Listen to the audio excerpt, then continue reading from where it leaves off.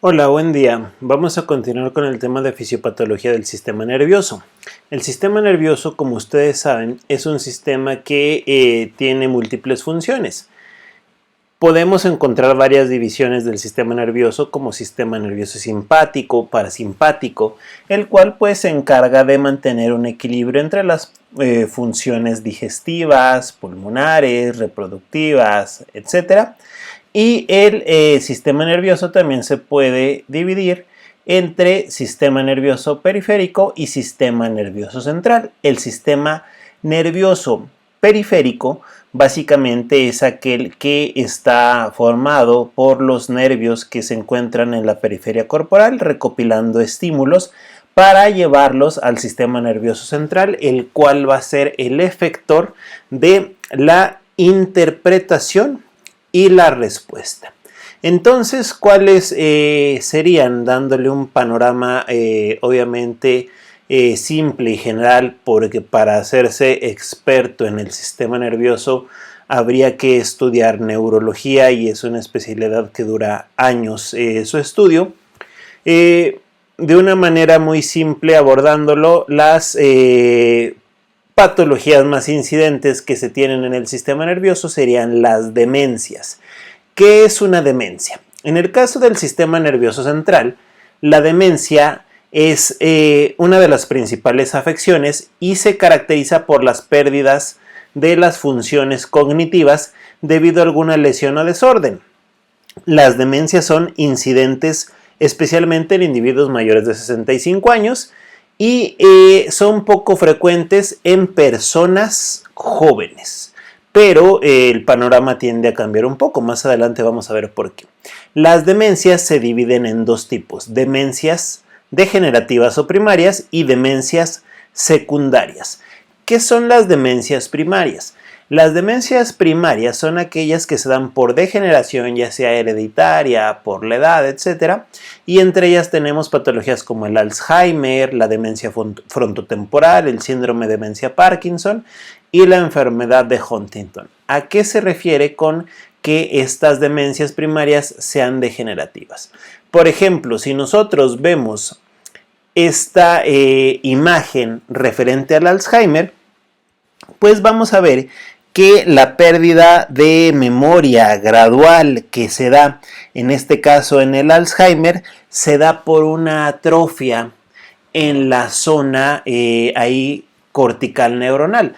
Pueden ver ustedes que está marcado con flechas como se tienen unos surcos, así les llaman, los cuales ya están ausentes ahí, en ese caso zonas de tejido, porque las neuronas empezaron a atrofiarse. Entonces, este tipo de demencias primarias son degenerativas debido a que normalmente se presentan con la edad. En el caso del Alzheimer, pues hay una forma precoz y poco frecuente que afecta a personas incluso desde los 20-30 años y que normalmente son pues asociadas a mala nutrición, a procesos hereditarios, etc. Y en este caso, pues este tipo de demencias son incidentes sobre todo en adultos mayores. Las demencias secundarias básicamente se refieren a que son secundarias a algún factor de riesgo, falta de hábitos alimenticios buenos, falta de actividad física, etc. Entonces, este tipo de demencias, las demencias secundarias, son las más frecuentes en adultos jóvenes. Las demencias primarias son las principales demencias que hay en adultos mayores y en adultos jóvenes las demencias secundarias. ¿A qué se refiere esto de que sean demencias secundarias? Por ejemplo, aquí en este caso viene una lista de qué tipo de demencias secundarias hay. Hay demencia vascular, metabólica, endocrina, nutricional, tóxica, postraumática y tumoral. Por ejemplo, en el caso de la demencia vascular, ¿a qué se refiere? Vimos en el sistema cardiovascular que puede haber un evento cerebrovascular con un choque isquémico o un choque hemorrágico, que ya sea que tengas la presión arterial muy elevada, truene un vaso sanguíneo o que formes placas de ateromas por consumir altos contenidos de colesterol LDL y que ahí en ese caso puede ya ser por la isquemia, que no pase la sangre, o la hemorragia porque truena el vaso sanguíneo. Entonces, aquí en este caso, una persona muy joven puede tener un derrame isquémico, que se tape ese vaso sanguíneo, en el caso del hemorrágico, que la presión haga que se truene. Esa zona del cerebro, si es una zona de funciones cognitivas y queda con hipoxia, queda sin irrigación debido a la isquemia, pues obviamente va a morir y la persona puede quedar demente. Hay personas que después de este evento terminan sin hablar, ya no conocen a nadie de sus familiares, pierden algunas funciones cognitivas, etc. Entonces, eso es una demencia secundaria, que la persona quedó demente secundario a un proceso. Por ejemplo, en el caso que dice demencia postraumática, hay personas que tienen un traumatismo cráneoencefálico, se dan un golpe, esa parte queda dañada y quedan dementes después de esa situación. Demencia tóxica, personas por abuso de sustancias de uso recreativo, como son las drogas, por falta de nutrientes, por variantes hormonales, por situaciones metabólicas. Entonces, este tipo de demencias son normales en personas que están expuestas a estas situaciones. Decía que son más incidentes en adultos jóvenes, sobre todo la postraumática. Si una persona se accidenta, tiene traumatismos, puede ser común que la persona llegue a quedar demente. Entonces, este tipo de demencias son las más comunes en adultos jóvenes. Una demencia es la pérdida de las funciones cognitivas. Pasando de esta situación del traumatismo cráneoencefálico o en el caso de un tumor, etcétera, no necesariamente puede surgir una demencia. En algunos casos, cuando surge un evento de este tipo, puede aparecer otro evento que se llama epilepsia. La epilepsia puede ser dada por un tumor, puede ser idiopática, que no se sepa por qué, después de un golpe, por alguna alteración de las que vimos que pudieran generar demencias secundarias. Aquí en este caso, la epilepsia, pues básicamente es una crisis que se manifiesta con una descarga eléctrica neuronal cortical excesiva en la superficie del cerebro, que se genera por un foco neuronal anómalo. Así como el corazón generaba focos eléctricos ectópicos, aquí se puede generar un foco eléctrico anómalo neuronal en el cerebro que manda órdenes excesivas que no se pueden regular. En un cerebro sano hay un equilibrio sináptico entre las neuronas, entre dos neurotransmisores, el glutamato y GABA, el ácido gamma aminobutírico. Pueden ver ustedes que puse una balanza y que glutamato excita, GABA inhibe. Hay influencia sináptica excitadora y influencia sináptica inhibidora. Entonces, si GABA y glutamato están equilibrados, estás normal. Pero, ¿qué es lo que sucede? Ya sea por un traumatismo, por una alteración de las que vimos, incluso que no se sepa que sea idiopático, puede haber hiperexcitabilidad neuronal. Por ejemplo, aquí en este caso, el glutamato le gana a GABA. Glutamato excita, GABA inhibe. Por ejemplo, ¿cómo inhibe GABA? Cuando una persona se embriaga, estimula los receptores de GABA, del ácido gamma aminobutírico, y se relaja, se puede quedar hasta dormida porque el alcohol es de los estimuladores de los receptores GABA y tiende a inhibir. En este caso, la persona que tiene exceso de glutamato, ¿qué va a ser lo que se tiene que tener en cuenta? Por ejemplo, primero, ¿qué puede causar eso? Ese desequilibrio, que haya exceso de glutamato, que haya déficit de GABA o que los receptores neuronales queden defectuosos. ¿Por qué puede pasar todo esto? Sobre todo en adultos jóvenes por un traumatismo, un tumor, causas genéticas, abuso en las drogas, etc. Entonces, si la persona queda con el equilibrio del glutamato superando a GABA, lo que va a pasar es que va a generar crisis epilépticas. Las crisis epilépticas hoy en día su principal razón es idiopática. Recuerden que el término idiopático quiere decir que no se conoce su etiología. En segundo lugar está el traumatismo craneoencefálico, personas que pierden el equilibrio GABA-glutamato después de haber tenido algún golpe, algún traumatismo por infecciones del sistema nervioso central, enfermedades cerebrovasculares como lo vimos, tumores, malformaciones, causas parecidas a las de la demencia secundaria. Entonces, ¿qué es lo que va a pasar con este tipo de personas? Cuando se pierde el equilibrio GABA-glutamato a favor del glutamato, hay hiperexcitabilidad neuronal. Esto va a hacer que se tengan ataques tónico-clónicos. ¿Qué es tónico-clónico? La persona entra en una fase tónica. ¿Qué quiere decir una fase tónica? Entra en rigidez muscular. Luego, en la fase clónica, tiene sacudidas musculares rítmicas. Si conocen a alguien que haya tenido un ataque epiléptico, lo puede tener tónico, lo puede tener clónico o lo puede tener tónico-clónico. Se pone rígida, la persona tiene rigidez muscular y empieza a tener sacudidas musculares rítmicas. Puede ser que tenga ambas, solamente las sacudidas, solamente la rigidez. Si tiene rigidez, está en fase tónica.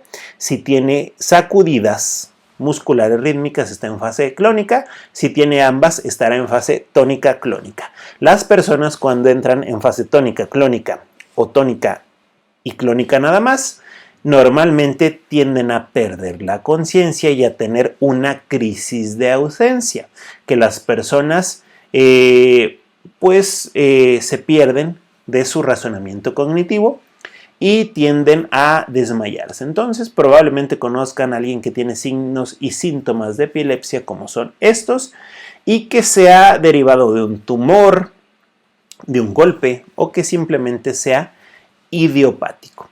Entonces, aquí en este caso son las lesiones que puede haber dadas las causas que vimos. Si la persona tiene abuso de sustancias, golpes, etcétera, todo lo que hemos visto, puede ser, en el caso del sistema nervioso, que dañe alguno de los nervios pares craneales. Los pares craneales regulan una gran cantidad de funciones. Pueden ver ustedes ahí los nervios craneales, el olfatorio, el óptico, el motor ocular común, el patético, el trigémino, el ocular externo, facial, auditivo, glosofaringio, vago, espinal, hipogloso. Y estos pueden generar alguna neuropatía, ya sea transitoria, temporal o permanente. ¿Y qué es lo que van a generar? Por ejemplo, vamos a ir de uno por uno. Probablemente incluso conozcan a alguien que le haya pasado esto. Si una persona tiene alguna lesión, ya sea permanente o temporal del nervio olfatorio, puede tener anosmia y o disosmia. ¿Qué es la anosmia y la disosmia? Anosmia es que pierdas el olfato y la disosmia es que tu olfato esté alterado, que no huelas bien lo que debes de oler. Estas situaciones son comunes. Por ejemplo, ahora con lo del COVID se tiene como un síntoma la anosmia, que la persona pierde el olfato. ¿Por qué? Porque la infección viral está afectando las vías respiratorias, afecta el nervio olfatorio y la persona queda con anosmia. En el caso, por ejemplo, de las embarazadas, tienen un poquito de disosmia, su sentido del olfato está un poco alterado, incluso está más agudo. Aquí en este caso, el nervio olfatorio, por ejemplo en el caso de las personas que sufren una infección respiratoria, la anosmia, la pérdida del olfato, es temporal. Hay personas que se lesionan su nervio olfatorio y jamás vuelven a recuperar esa sensación del olfato, o lo que huelen no lo huelen de una manera correcta, que sería disosmia. Si una persona se lesiona el nervio óptico ingiriendo metanol, hay un montón de causas como te lo puedes lesionar. Hay grados variables de ceguera. Hay personas que tienen dificultades congénitas en el nervio óptico y tienen pues ceguera en alguno de sus grados.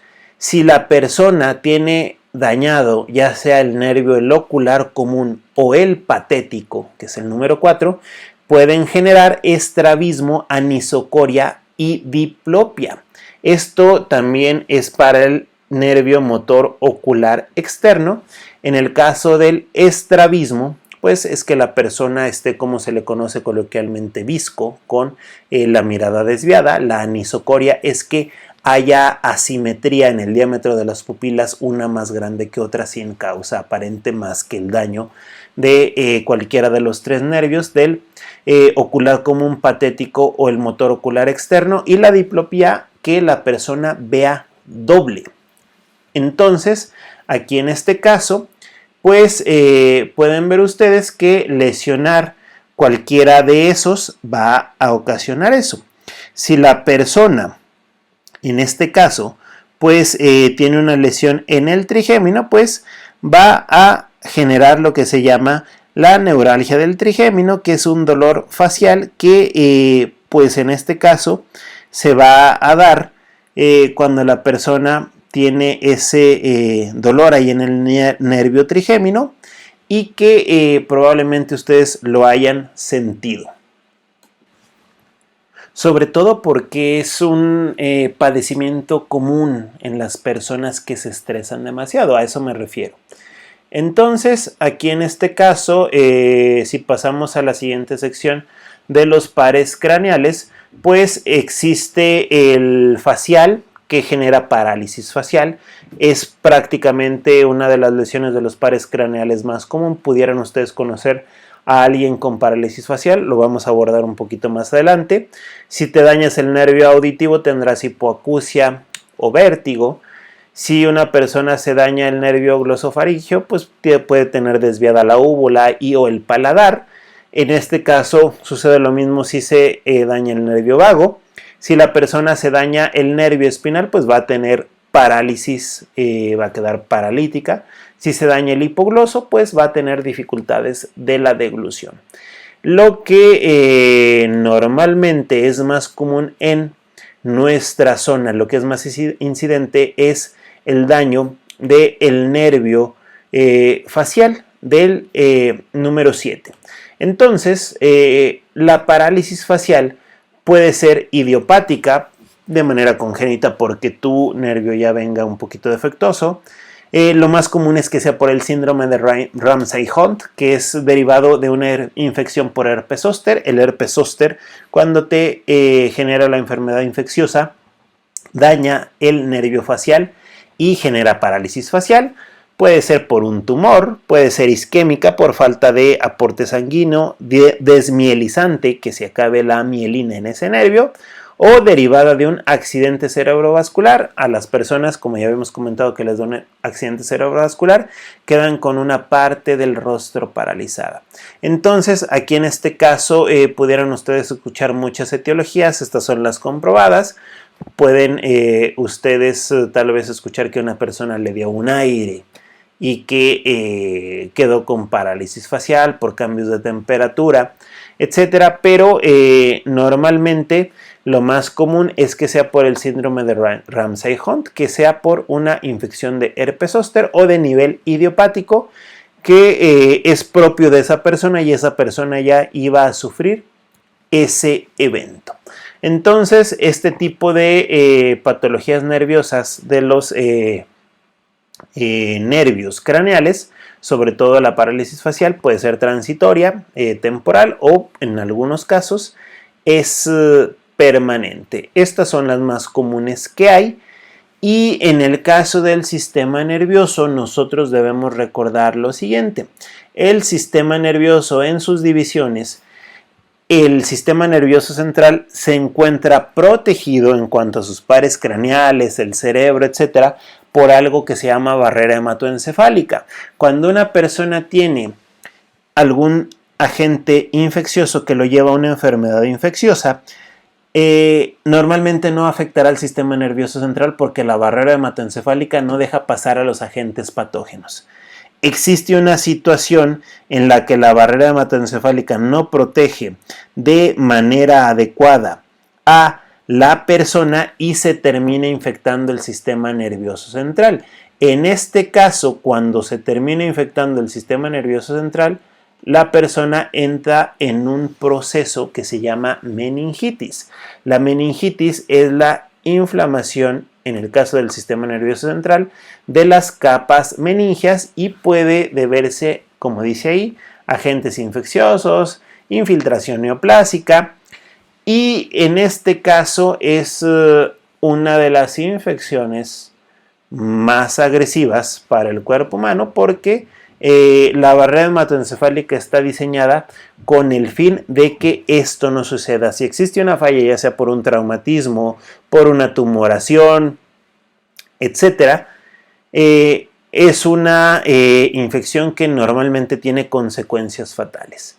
¿Qué es lo que se hace en el caso de una meningitis? Lo que se debe de hacer es buscar la etiología. Se toma una muestra de líquido cefalorraquídeo y esta muestra se analiza en un laboratorio para ver sus diferencias. Por ejemplo, para diagnosticar que hay una meningitis que está afectando ahí al sistema nervioso central, se toma el líquido cefalorraquídeo. Pueden ver ustedes en la tabla que dice LCR, líquido cefalorraquídeo normal. ¿Cuál es el aspecto del líquido cefalorraquídeo normal? Transparente. Pueden ver ustedes en la esquina superior izquierda que están tomando una muestra en un tubito Eppendorf y que están sacando ahí con una aguja que hizo una punción espinal. Tiene que salir un líquido transparente, se lleva a analizar. Si no hay nada de este tipo de patologías, tiene que tener menos de 5 leucocitos por milímetro cúbico, un nivel de proteínas no mayor a 150 miligramos sobre decilitro, un nivel de glucosa de 40-50 y en los cultivos sale negativo. La meningitis puede ser viral. Cuando es viral, tiene una característica que vamos a analizar a continuación, a diferencia de cuando es bacteriana. Para empezar, la meningitis viral hace que el líquido se conserve transparente, la meningitis bacteriana hace que el líquido se conserve turbio, pero a nivel molecular, la principal diferencia entre ambas es que la meningitis viral recluta linfocitos y la meningitis bacteriana recluta neutrófilos. En un líquido cefalorraquídeo con bacterias, quien va a encabezar la defensa son los neutrófilos, y en el viral, quien va a encabezar la defensa son los linfocitos. Básicamente ese sería el cambio y la turbidez, y que en el caso de la meningitis bacteriana va a estar un poquito baja la glucosa, menos de 40 miligramos sobre decilitro. Entonces, aquí en este caso, la diferencia es linfocitos contra neutrófilos y transparencia contra turbidez. Esto sirve como diagnóstico porque si se identifica que la meningitis es bacteriana, entre más pronto se aplique la terapia antibiótica, más oportunidad de supervivencia va a tener el paciente. La terapia antibiótica se aplica igualmente por vía espinal y hoy en día ha avanzado mucho la tecnología, tanto así que la meningitis tiene una mortalidad que se ha reducido hasta un 50% cuando hace algunas décadas era prácticamente de un 100% de letalidad entre quien era diagnosticado con meningitis. Hoy en día ha bajado a 50, incluso hasta menos porcentaje, debido a que las terapias antibióticas y sobre todo el diagnóstico ha avanzado en estas situaciones. Entonces, este es un panorama general de las patologías nerviosas, del sistema nervioso, más comunes. Y gracias por su atención. Adiós.